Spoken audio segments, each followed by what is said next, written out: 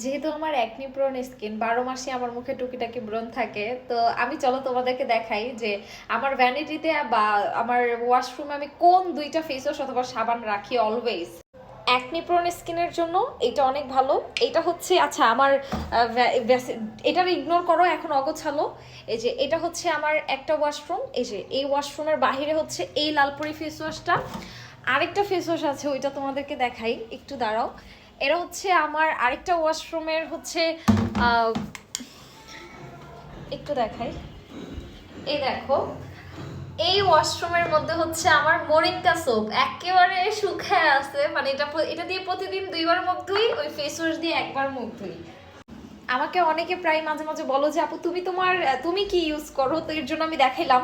যারা মনে করো আমি একটা ব্যবহার করি না, আমি দুইটাই ব্যবহার করি, কারণ ফেস ওয়াশ দিয়ে 1 বেলা মুখ ধুই, সাবান দিয়ে 2 বেলা, আবার কখনো সাবান দিয়ে 2 বেলা ধুই, ফেস ওয়াশ দিয়ে 1 বেলা।